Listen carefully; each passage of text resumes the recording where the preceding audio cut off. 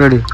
देखिए, छत्तीसगढ़ के बीजापुर में एक बार फिर से सुरक्षा बलों और नक्सलियों के बीच में लगातार मुठभेड़ जारी है।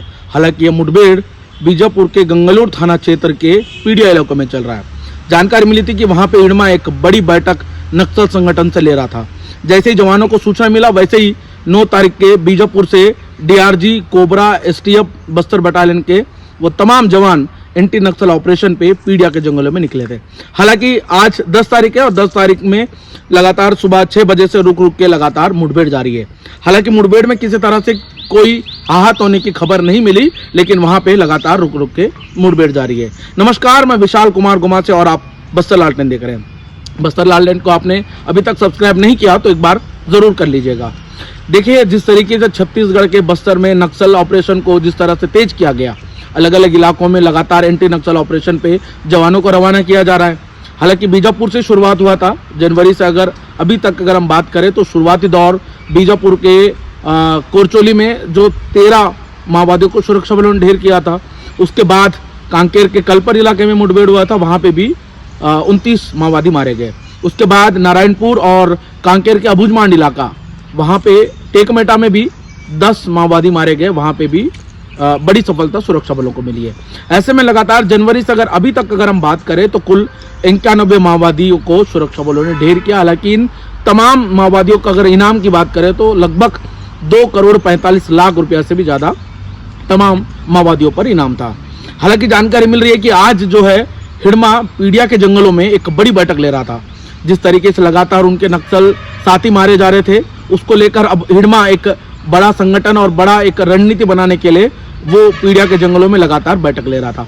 हालांकि देखिए, टीसीओसी का महीना है, टेक्निकल काउंटर ऑफेंसिव कैंपिंग उनका चल रहा है और इस टीसीओसी के दौरान में एक बड़ी घटना को अंजाम देने की पूरी कोशिश करते हैं। लेकिन अभी तक अगर जनवरी से अभी तक हम बात करें तो अभी तक का सुरक्षा बलों का नक्सलियों को किसी तरह से कोई बड़ी सफलता नहीं मिली। हालांकि अब 91 माओवादी तो मारे गए, इसके अलावा कई जो माओवादी है वो नक्सल संगठन को छोड़कर विकास की मुख्य धारा में शामिल हो गए। लेकिन आज एक बड़ी खबर आ रही है बीजापुर से कि हिडमा जहां पे मौजूद है, हिडमा की तलाश लगातार जारी है, क्योंकि हिडमा बहुत बड़े बड़े घटनाओं को उन्होंने अंजाम दिया है। अपन जोनागुड़ा की बात करें या फिर हम अरनपुर की बात करें तो ये तमाम घटनाओं में हिडमा का एक बड़ा हाथ है। अब जैसे ही हिडमा की सूचना मिलती है तो तमाम जो जवान है, जो तकरीबन 1000 से ज्यादा सुरक्षा बलों को पीडिया के जंगलों में भेजा जाता है। हालांकि यह मुठभेड़ तकरीबन सुबह 6 बजे से रुक रुक के अभी तक का मुठभेड़ जारी है, लेकिन अभी तक लिहाजा किसी तरह से कोई खबर नहीं मिली कि कितने नक्सली मारे गए या फिर जवानों को किसी तरह से नुकसान हुआ। इसकी जानकारी अभी लिहाजा हमारे तक नहीं पहुंची। हालांकि इस पूरे मुठभेड़ को लेकर जब हमने बीजापुर के एसपी से बात करने की कोशिश की तो एसपी का साफ तौर से कहना है कि उन इलाकों में मुठभेड़ जारी है, लेकिन अभी कुछ कहना असंभव है। देखिए, अभी नक्सलियों का टीसीओसी का कैंपिंग चल रहा है, तो इस टीसीओसी में हिडमा अब तक का 91 उनके साथियों को गवा चुका है। अब सोचिएगा हिडमा के दिमाग में आखिर क्या चल रहा होगा, आखिर वहां पे क्या बैठक ली जा रही थी, कैसे बड़े घटनाओं को अंजाम देने की कोशिश की जा रही थी। लेकिन बता दूं मैं आपको, जवानों को जैसे ही खबर मिली कि हिडमा उन इलाकों में 200-300 नक्सलियों के साथ वो बैठक ले रहा था, जैसे ही जवानों को सूचना मिला तो जवान मुस्तैदी से 9 तारीख के उन इलाकों में रात भर लगातार सर्च कर रहे थे। और जैसे ही सुबह होना शुरू हुआ आज 10 तारीख के, तो सुबह तड़के 6 बजे से रुक रुक के लगातार मुठभेड़ जारी है। हालांकि इस मुठभेड़ में किसी तरह से किसी को हाथ होने की खबर नहीं मिली, लेकिन मुठभेड़ लगातार जारी है। अगर पीडिया की बात करें तो पीडिया नक्सल प्रभावित इलाका है। पीडिया में पूरी तरीके से नक्सलियों की एक्टिविटी सबसे ज्यादा देखी जाती है।